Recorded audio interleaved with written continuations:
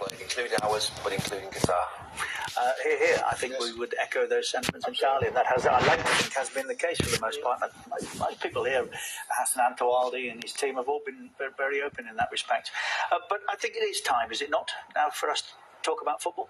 Yeah, I think let the football do the talking. I think, as we said, the stadiums, everything is in place now, and it's actually nice to get away from all the speculation. Let's let the football do the talking. We've got an array of talent that's coming here to play at the very top level, and I'm excited to get going, excited to see the best players in the world playing. One or two notable exceptions, but for the most part, I think those that we would want in this tournament are here, are they not? Yeah, one or two. So Italy is probably the biggest omission. As a group, as a group, the European champions. We'd expect the European champions of 2 years ago to have qualified. Shane Barney's not here, for instance, isn't it? We've got Scotland aren't here, obviously, on a personal note. I've spent 10 years here thinking my country's going to get to a World Cup at last. I'm gutted. But anyway, now there are many, listen, great players are here. Some haven't made it. Mohamed Salah, Erling Haaland, people like that who would grace this World Cup haven't been able to get there. That's a matter of fact. People like, back in the day, George Best, Ryan Giggs, Ian Rush, Mark Hughes didn't get to World Cups just because of where they were playing. But we accepted that a majority are here. I wanted to ask you too, when we were here to start with. I mean, normally we get to a World Cup and you think they're the men, they're the team, they're the ones to beat. I don't know if I get the impression that it's less obvious this World Cup. There are more options as to who might win it. Would that be a fair assessment? I think so. I don't know how you feel, but I think it feels like South American World Cup. I agree with that part. Yeah. I don't know why, but I just feel like it is. I think always when we were in World Cups, we always probably naively felt that we were going to win it. Oh, no, you didn't, did you? We never noticed that, Gary, honestly. You literally go into every tournament as an English player, you think you're going to win it, and then you think to yourself, we're a golden generation, we were part of that so-called golden generation, but then you remember Brazil had players like Rivaldo, Ronaldo, Romario, all these unbelievable players, and then you start to think, actually, they're just better than us. Yeah. And I think if you look at some of the squads in this tournament, and we think about England, we always think about England, there are teams in a stronger position. I think Benzema's a massive loss for France. Do you think so? Do you not think they can cope without him? They can, but you look at that front row. I just think big game player, knockout games, I just think it's a big loss for them. It's interesting. At what stage of a tournament did that realisation strike that maybe you wouldn't be going home with trophies and medals? When Ronaldo was walking up to take the penalty. Honestly, 2004 and 6. I remember in 2006, my last World Cup. It's the closest I've ever come to tears actually on a football pitch at the end of that game. And he was walking up. And you were on the pitch at the same time, you were on the pitch, And obviously I played with him. I thought, we're out. And this is it. I'm not going to play in the World Cup again. I thought, there's no way that he's missing his penalty. He puts it in the top corner. Yeah. And thinking, you always still felt you would win a penalty shootout, but we never did. We never did, no. No, we never did. I was in tears after that game, actually, and I was like Gaz, I was looking around the squad thinking, well, like the rest of the world, and we had some big players, didn't we? And I think eventually over the course of these big tournaments, big players go on and win the games, like the Rooney's. We had Wayne at the top of his game at the time. We had a great bunch, Scholesy, Lamps, Gerrard. Wow. That group, that era was incredible. And I think I come away from that thinking that was my best chance at a World Cup. You knew it at the time, you felt it at the time, that's it. It's not going to get as good a chance as this again. I'm still bemused by it. I mean, 12 yards, top player, Andy, professional football, you can't miss the top. Oh, no, sorry. You can't. He's slower. He's got his twice. He's got his foot went away from him there. I wasn't going to go there, but I will now. By the way, you sit a bit close to the big man. Do that again, I'm telling you. I've got shin pads on today. I'm absolutely fine, trust me. Aaron Summers is outside in the arena waiting for us, in amongst a very colourful, I was going to say unattached crowd today, but that's not the case, is it? It's very evidently Ecuador and Qatar that are playing today, and Aaron Summers, as I say, is waiting to speak with us. Aaron. Yes, Richard, 12 years in the making, and now the waiting is finally over. We are finally officially at opening night for the greatest show on earth. Joining us this evening, a man who has played at the FIFA World Cup, won the FIFA World Cup, all on home soil as well. Of course, it's Marcel Desailly, who won it with France 24 years ago. As I said, 12 years in the making. Marcel, hello. I mean, opening night, what's your emotions right now? You know, as a fan and a World Cup winner, by the way, I'm so excited. Definitely lots of talks, but now football is going to be in place now, and we are hoping that the intensity in the game will be very high and we'll see a top World Cup. Yeah, we talk about all these magnificent stadiums. What have you made with all the 8 incredible infrastructures here? I've seen them, you know, halfway done, and now they're completed. The infrastructure are just amazing to play a tournament as we are all hoping is going to be. So the crowd is there, the safety are really motivated to see now. They've been waiting for it. They've been preparing themselves for it. They are ready because they have some kind of experience of, you know, the matches, because they've been playing together, you know, for a long time. Since 2019, the Asian Cup win, what benefits does that give? That the players are in a camp, they're living together, playing together, working together? At the start, all of them have more than 1,000. It means that, yes, the collective aspect is there. They don't have that individual player that will really make the difference. They have a collective and they have the belief. And on home soil, I've been playing in France at the time and win the World Cup. That adrenaline, you know, when you play on your home soil, they have to capture it and transmit it into, you know, a positive energy and performance. Yeah, and like we were saying back in 1998 in Marseille against South Africa, what was that like? Do you remember it like it was yesterday? It was awful. It was awful. I imagine the pressure that the boys are going to have, the heat, you know, the adrenaline playing for your nation. You are prepared, but really you have to cope with the pressure that is coming on. For us, it was awful. We managed to win, and winning gives the confidence. They are in a difficult group, very difficult. And what is the journey like? So obviously you got to the final and beat Brazil. What is it like? Is it like a mountain where you take it step by step? We took step by step because we knew we were not the best at the time. They know also that they are not of the best team in the tournament, but they can build up. They can build up that confidence. We had a World Cup in 2002 where Korea, Japan it was. Korea will reach the semi-final. We hope that Qatar will be in the same dynamic. After match, they build up their capacity and they surprise everyone, physically, technically. I hope they're being able to do it. I'm glad you mentioned 2002, because obviously France were knocked out to the group stage after winning it in 1998. France find themselves in this position again after winning it in Russia. What's your hopes, the chances of France to win it this time around? Lots of injuries. Obviously, I know you're going to ask me about Benzema. Yes. Surprising. I would say that they won it without Benzema in 2018. Don't forget, it's a blow. It's a big blow not having Benzema in your system, because it brings, you know, an attention, something special. But if the front three have a nice animation in their capability and position, they might surprise everyone again. Tchouaméni is there. We lost, you know, Pogba, Kante, but we have a new generation that's coming up. Yeah, so France in a couple of days, they kick off. Marcel, thank you very much indeed. You have a busy evening, don't you? But it's Qatar, Ecuador coming up right here on beIN Sports. Richard. Yeah, thank you, Aaron, and of course, Marcel Desailly, Le Rock, Le Legend, Marcel. Somewhere down there, the Ecuadorians, I believe. There we are. Yeah. Oh, yeah. Yeah. It's all gone very well so far. Well, we're here. Yes. I'm not sure the Qataris are yet, but Ecuador are en route. There's a very divided opinion about them, I've found, Andy. That some are telling me that this is going to be a difficult evening for Qatar. Others that they've not been in the best of form, that they're still looking to try and find it. Does any of that matter when you come into a tournament? Well, listen, I think there are teams that have won this finding form when they get to the tournament. I think Italy won it when they drew their all 3 games that they played in the group, went on to win it. There are teams who like to come into it in form. I don't think Brazil and Argentina are feeling too down at the moment, and they are, I feel, probably in as good a form as anybody. So I'm not sure it matters whether you're in form or you find it when you get here. But Ecuador, I don't know what we're going to get. They qualified really well.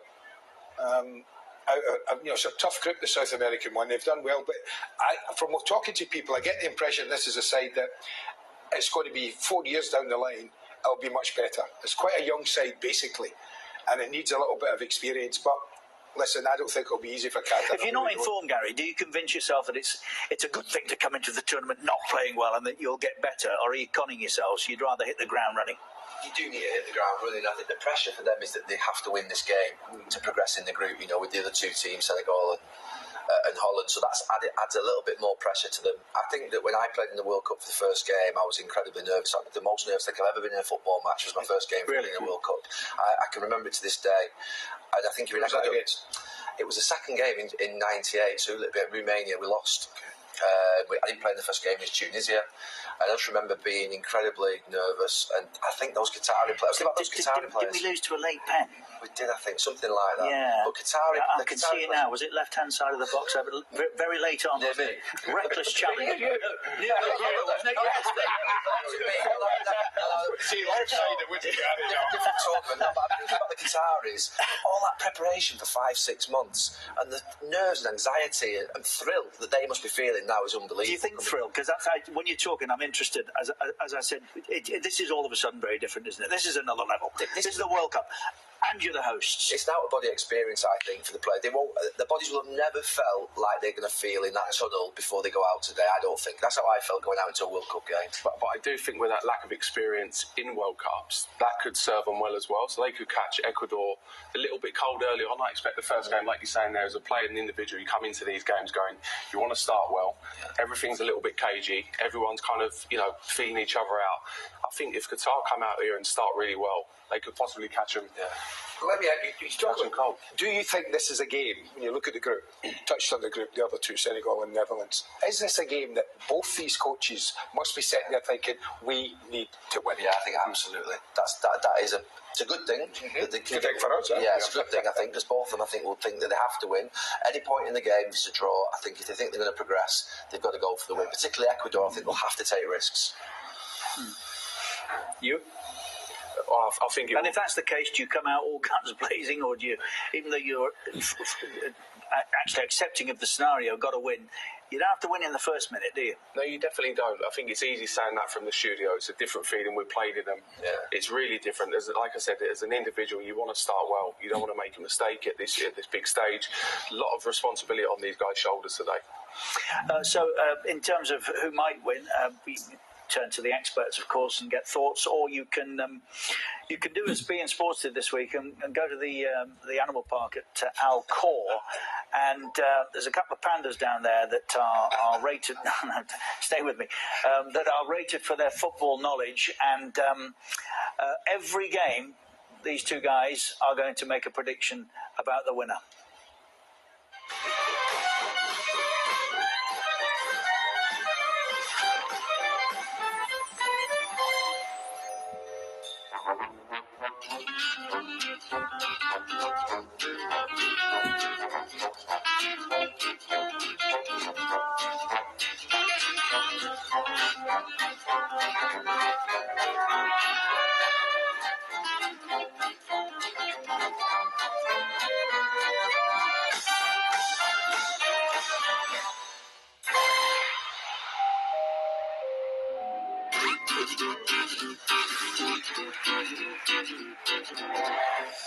Well, I'm not sure whether that was Tuhail or Saria, but whichever it was, is fired. It was also mentioned, I wish you'd been here watching that, it was mentioned that area that the pandas have enjoyed their day in is bigger than John's hotel room. Yeah, it was. Let me ask you as well, people watching this, maybe coming to football for the first time, seeing the teams arrive now. I'm just looking at my watch, it's 2 hours, 5 minutes to kick off. Tell people, is there an advantage or disadvantage to arriving as early as this? I didn't like it. I hated it. I mean, I have to say, even arriving here 5 hours early. I hated it. I know. Sorry about that, guys. Wasn't our choice. About 14 days. Yeah. I didn't like it, Gary. No, sitting in the dressing room for all that time thinking, because your preparation kicks in an hour before for me, so I always start, so you're just waiting around, you're coming out onto the pitch, you're just trying to waste time, aren't you, and run the clock down. Yeah. You'll always get a mix within the group as well. Certain players like to get there really early, other players always like Gary as well. Yeah, keepers want to get there really early, go out and warm up early. But I think sometimes when you get caught in traffic and then you end up arriving late in the game, you kind of get there, get change, you're out. There's no thought process in it. Can sometimes be good for you as well. I've heard many stories that you with a fair number of boots. Fact or fiction? That's true. Fact, yeah. Fact. True, yeah. How many would you take with you? Well, every game I would wear 3 pairs of boots. So one for the warm-up, one for the first half, second half. Every game you would wear 3 pairs of boots? Yeah. I hated it when my boots got a little bit big. So as soon as they lost that I felt like I'd lost the feel of the ball. And they got a little bit big in the warm up. These days they bought the pitches. It's not like when you played. We didn't have grass or any play. So you change your pair after the warm up. You change your pair at the end of the first half, and by the end you'd worn 3. Yeah. It's superstition as well. A couple of months, mate. And in training. Yeah, but you was with high tech or something.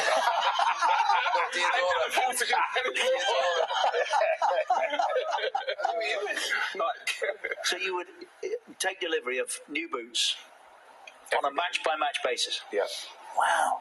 Have you kept them all? No, I used to donate them to charities, so Make-A-Wish, I was still an ambassador, so there was a lot of good that come out of it as well. Yeah, that's fair. I pair used to last me a season. If you actually wore a new pair of boots every half, how did you slip in there?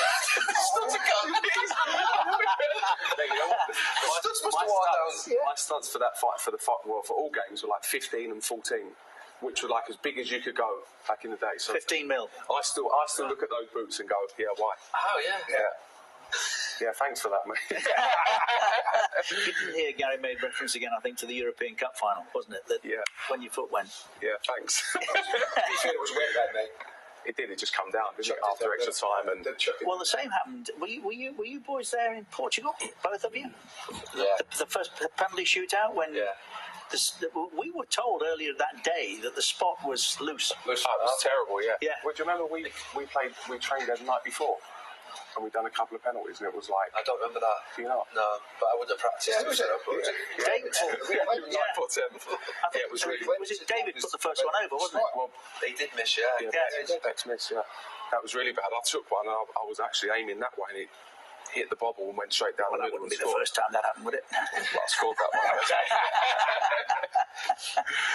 I think that should be early. I wouldn't want to walk in there. To be fair, we've all been panicked into thinking there's going to be a lot more traffic, and actually the traffic doesn't seem to be too bad at the moment, does it? I love the fact they're in shorts and t-shirt. Do you remember we had to go to shirt and tie? Was that Fabio Capello? Yeah. We begged and pleaded with the FA and Fabio to go to the game in shorts and t-shirts. We were playing Germany and we got off the bus. Germany turned up like that, and all of us were sweating. And But Sir Alex used to make us wear it away games, shirt and tie. Yeah, Blazers. Yeah, but it was all right. Wasn't it? -4. You see, the traditionalists amongst us who watch the game, we liked the way Manchester United travelled. And when the lads arrived suited and booted, you go, oh yeah, they're ready for action. Business-like, we like that. But it has changed, hasn't it? It has changed. I think there's also an element of the people who are watching football aren't wearing ordinarily shirt and tie, so that's why the players, I think, now just manage to more relaxed with the music. You know, I remember there was many years where I played at United, there wasn't music in the dressing room, and it all changed. You know, Patrice Evra, Rio Ferdinand came in, Wayne Rooney, all of a sudden the music was in the dressing room. It all just adapted overnight and became a very much more relaxed, informal atmosphere. I think that's what you're seeing there in the Ecuador. Let me ask you this quick, but it's nothing to do with it. I've always been fascinated with this because Fergie, like obviously the greatest manager around, but he's a manager who transgressed the old and the new, right? Yeah. How did he cope with that change in the dressing room? Was he, you know what I mean? Because he really was an old-fashioned manager when you started. He adapted to the lot. The last adaptation he had to make was to social media. I remember the last couple of years that I was there, Twitter had just come in, and he couldn't understand for the life of him how players would be on social media. When he was adapting to that, you know, the mandatory press conferences, the social media, the music in the dressing room, all these things, he adapted to them because he knew he had to. You know, that's how I think he transitioned. Did his rollickings get softer and softer? Yeah, and his adaptation. I was thinking about how he used to handle, say, Cristiano or Nani and Anderson towards the end, who didn't want to play football at Christmas. They were used to having Christmas breaks. He would send them off for a week at Christmas, whether it be before Christmas or just after. He'd always give them that week with the family to adapt to. Yeah, he was smart. He adapted like that. What struck me about that dressing room is that it's very modern. It's in the oval shape, isn't it? That's an absolute must, it seems, for a modern football club these it days. was one of the English Kings, was it, from years ago that had Richard... that's where it came from. Was it? There was a psychologist with England that we had. I don't know if you remember Bill Beswick. Yeah. And he sat us once in this circle and he said, everyone's equal, basically. There's no one sat in front of anyone else and everyone can see each other. And there was this sort of circular dressing room. I think City have got the same thing. I think Guardiola was the first to say that we need to change this now. I think it comes from an old English king. Yeah. That's interesting. I didn't know that. I might be wrong. Good to hear. Arthur. Oh, no. Yes. Yes. Somebody, Where's Arthur? And he's round the table. Why not that your ear? No, by the way. Give me the earpiece. No, I have not. I can honestly say that. Just pluck that out. Went quiet for a minute and then went, Arthur. No. Now then, you're right, John. Or was it Gary? You mentioned traffic. Not so much of it. No. The hosts are on the way. A fixture that, of course, wasn't scheduled to be played. No. This, but I think the change was right, wasn't it? Did the hosts in my time? I've always expected the hosts to open a tournament. That's how it is, surely. Yeah, you would have thought so. It's a good time of night to be playing as well. Yeah, it's nice. The fear over the heat's not here. I mean, to be fair, there's a massive wind and breeze out there, and it's about 24, 25 degrees. I remember playing in Brazil. I think I was coached with Roy in Brazil. It was 40 degrees in Manaus. We said about 2006. Well, yes. In Germany, it was 38 By the way, degrees. they're all air conditioned. I was down here pitchside yesterday and actually cold. Seriously, cold.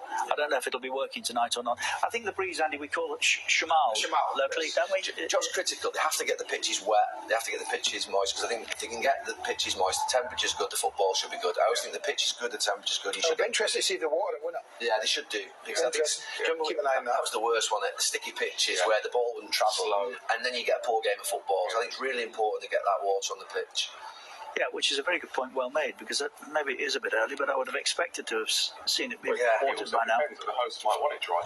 So That's the other thing. They might dictate that. But there's a rule brought in by FIFA that every pitch has to be now the same, I think, height of grass. They all have That's correct. Yeah, and all that sort of stuff's been taken out of the other games and shit. I did that in Valencia, I played Real Madrid. Now we have a cow patch, I left the grass that long, Breaking news, I can tell you why they're not watering it. It will be watered immediately after the opening ceremony. There we go. There you go. That makes sense. All pre-planned. Makes people change their boots as well when they get too soft. Honestly, I can't believe I'm staggered. I still can't. Boots for the warm up. Right. Get rid of this. Blisters, though. Blisters with new boots. It was nice. They were good. They were better. Did you have that big ridge in the back? The FIFA president, Gianni Infantino, popped into beIN Sports Studios yesterday. On the cusp of the tournament, these were his final thoughts. Well, we are all very excited for the World Cup to finally kick off. It will be the best World Cup ever, as simple as that. Qatar is ready, the city is ready, the stadiums are beautiful, state of the art, the metro, everything is geared up. The Corniche looks beautiful, the fans are coming, the teams are already here. It was about time that the World Cup comes to the Arab world. As we know, in the Arab world, we experienced it last year with the FIFA Arab Cup. We have 450 million Arabs living in the Arab world, and probably another few 100 million Arabs living around the world. And 99.99% of these are crazy football fans. And to be able to bring the World Cup in this region for all the Arabs to feel the pride and to celebrate welcoming the world to their region is crucial. And I think what is crucial as well is that this World Cup will contribute to open the eyes to many people from all over the world who look at the Arab world with prejudice, with suspicion, with negativity. We know that. And they will come here, they will experience a country which is very Arab, but very open as well. A country where you can come and celebrate with your friends the World Cup football. So this cultural enrichment of the world coming to the Arab world and the Arab world presenting itself to the world is something that only the World Cup can bring. A World Cup is a unique event. Here it's even more unique because the whole country, the whole city is geared up as a football theme park almost. So the advice, the opinion for everyone is, come and enjoy the football. Go to watch games every day. You are not Argentinian, but you have the possibility to go and watch Messi because he's here. You're not Portuguese, but you have the opportunity to go and watch Ronaldo. You're not French, but you can go and watch Messi, or Mbappe, or Neymar for Brazil, the same, or many others. So go do that, but enjoy as well the country, enjoy Qatar, enjoy the Corniche, enjoy the fan areas, enjoy the FIFA Fan Fest, enjoy the DAOs, enjoy the desert. Go and live experiences of the local culture and the local cuisine, because you will keep these memories for your whole life, I'm sure.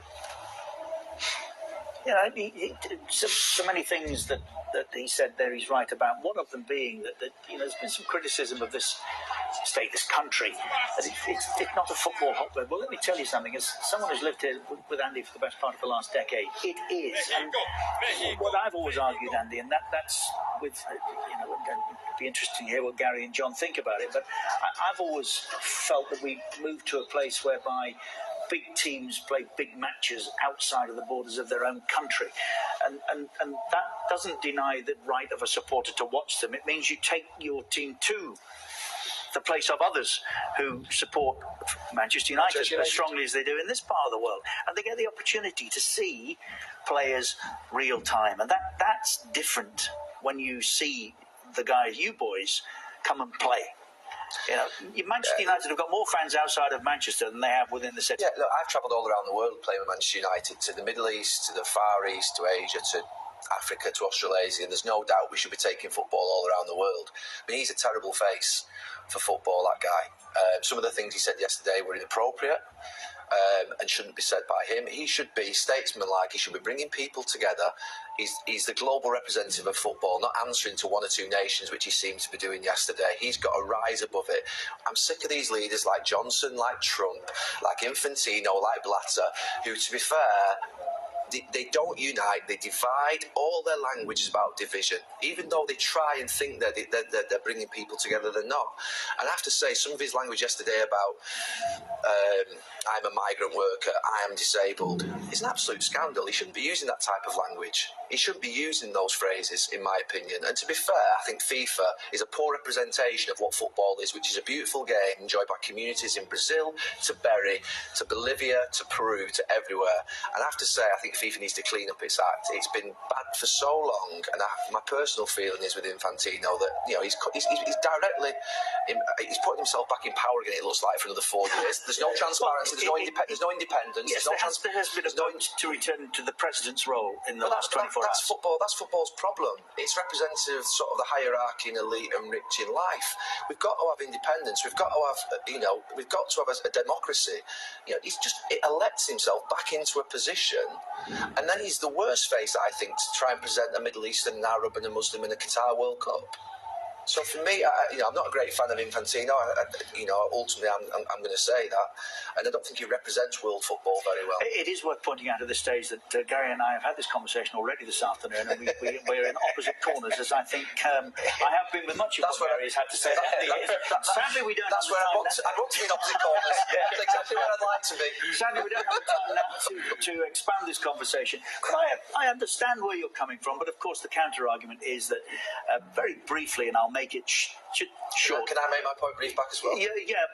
What a lot of Infantino had to say yesterday, I felt was born of the frustration that people in this part of the world, and I include myself in them, have felt about the criticism that has been dumped, for want of a better word, on this festival, on this World Cup. I defend and have done stoutly and will continue to do so the right of the Arab world, and you've mentioned that, in fairness, to host a World Cup. I'm very grateful to everybody that has put up with Andy and I for the last decade here. And they've worked very hard to this moment, and I'm very happy that that's the case. I know what you're saying about Gianni Infantino. There is a mature argument and debate and conversation to have. Agreed. But you've got to have it from leaders who, to be fair, represent all the nations in the world. What he did yesterday was in my opinion, it was inappropriate. And I have to say, I come from a country that doesn't do everything perfectly. We've got a current Home Secretary that's serving, calling people who try and basically receive refuge in our country, and she's calling them invaders. I despise it.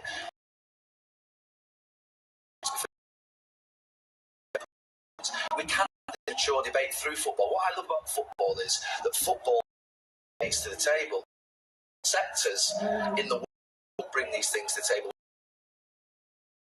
We bang. Football actually gives that debate, challenge it, and I'm proud of that. But I don't think he's a fake footballer. Leader should pass yesterday.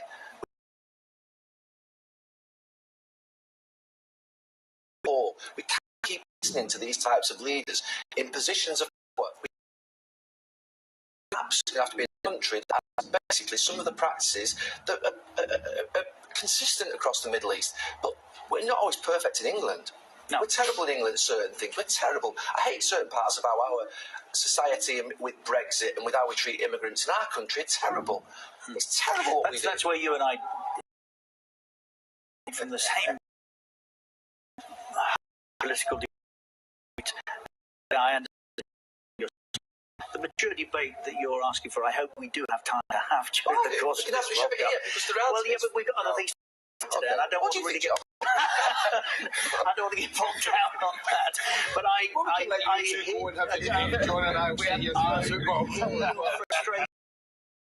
hear frustration from your side of the argument regarding what Infantino had to say yesterday, but on my side of the fence, I think there was a lot of warmth towards what he had to say yesterday, because I can see your brows furrowing. I think, sorry to interject, I think let's get away from that. Let's focus on the football side. I went for a run last night along the seafront. Captain, leader, legend. And you know what? There were 4 kids, one in the Chelsea shirt, one in the Barcelona shirt, one in the PSG shirt, and one in the Qatar shirt. And the kids were all liking football, had the football at their feet, they're outside playing. And for me, this has given that next generation opportunity to see what the best players want to do. Messi here, it's brought Neymar here, and Mbappe here, and what that will do Harry Kane here. And in 10 years' time or 20 years' time, like I said, everything's not perfect in the world. Certainly not in the UK, and not here, not anywhere else. But what that will do for the next generation will be huge, and we'll see that in time. Yes. I think we can agree to agree on that. I think there's a time for a debate with you two, absolutely 100%, but I don't think it's today. Andrew, I'm with you in that respect as well. We have a football match to look forward to, an opening ceremony very shortly, and we have immediately Carrie Brown. Thank you, Richard. It's my pleasure to be joined here by a true World Cup legend, Alessandro Del Piero. Alessandro, taking this scene, how are you feeling about this World Cup in Qatar and this magnificent setting? Because the fans, the atmosphere is bouncing now. Well, with all the respect, thank you very much for having me. With all the respect, I would love to be there on the beach, not here, but I can't anymore, like a lot of us. So I'm enjoying this moment. This is a unique moment for the world of football, of course, for many reasons. And the opening ceremony, the first game, is the most exciting day if your country is not playing the World Cup. So for me, it's the most exciting game, okay? Okay, do we do it now?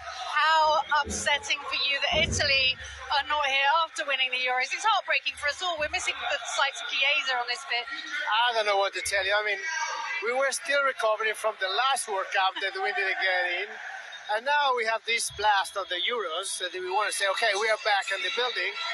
And then again, it's the heart is broken, of course, on the sports side, and it's painful, of course. I hope we need to put a lot of hope for the next one. We all hope to see Italy back on the world stage. What I want to ask you is what those players will be feeling in the dressing room right now. We've seen the coaches arrive. They've gone in, opening their own home World Cup. What are those nerves like?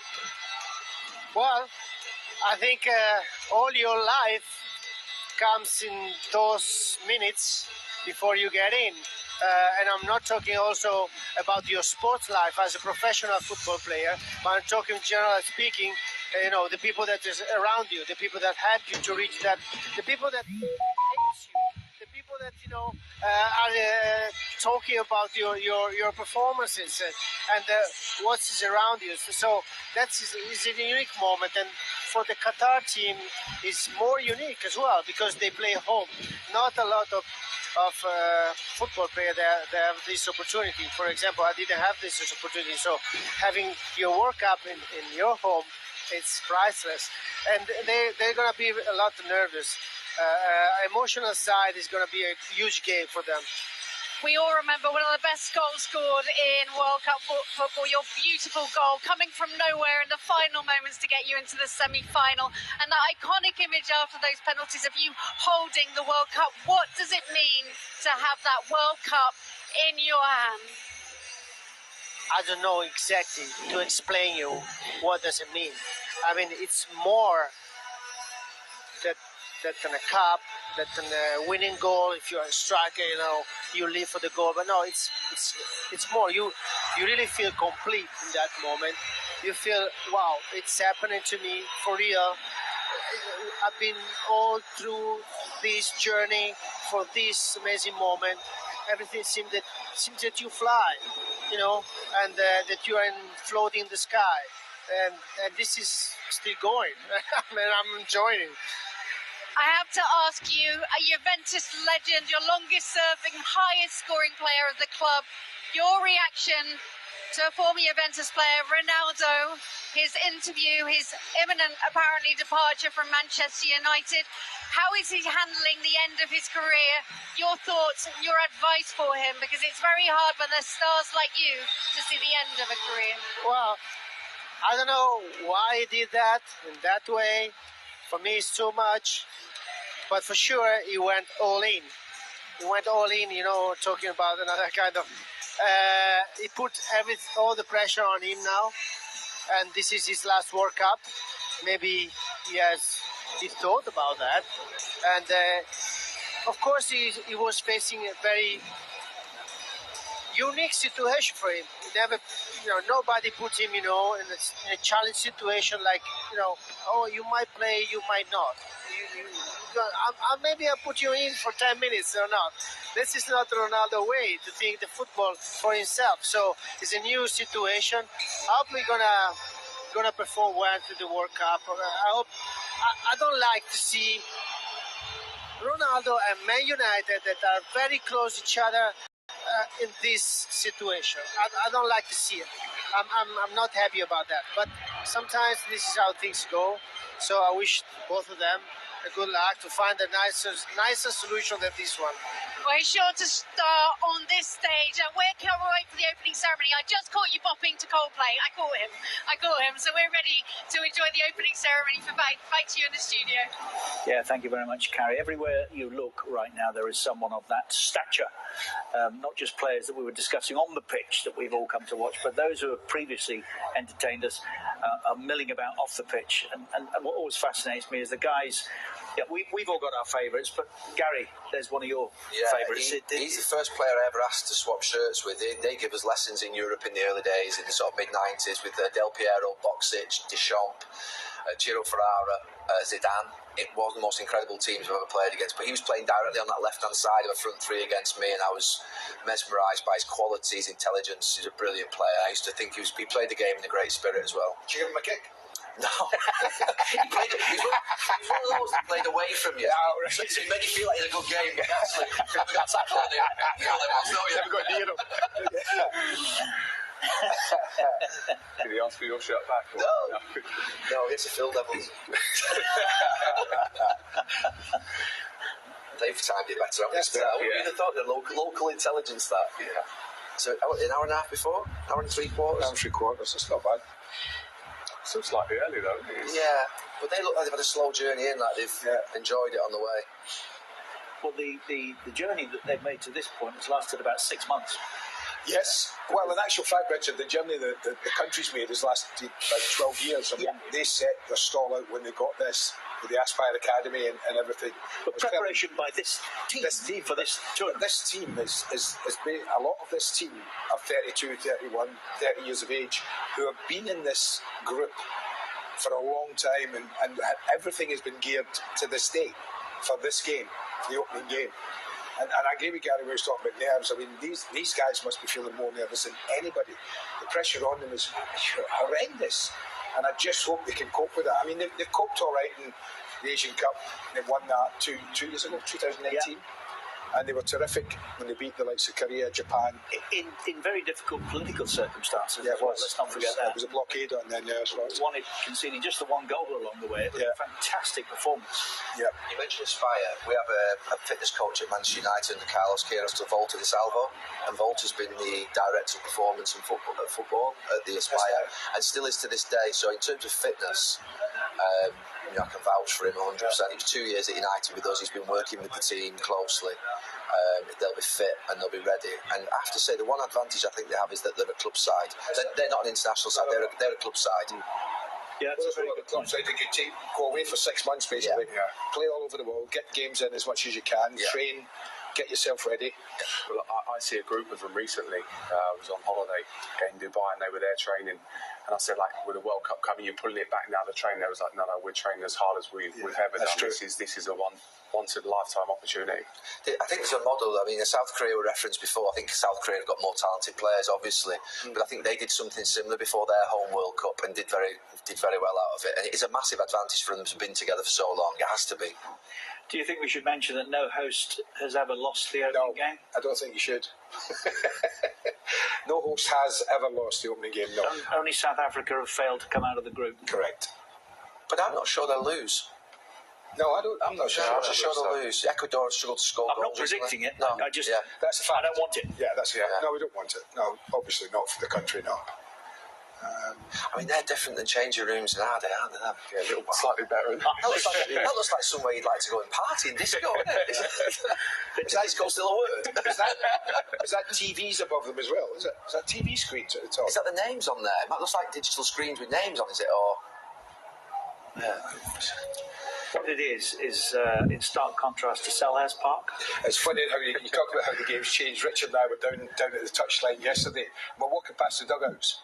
And not so much you, even in your beginning of your day, I think, the dugouts had about, 6 or 7 people in them. Yeah, oh no. That would be how many seats did you count? 27 seats. 27 seats. They've got in the UK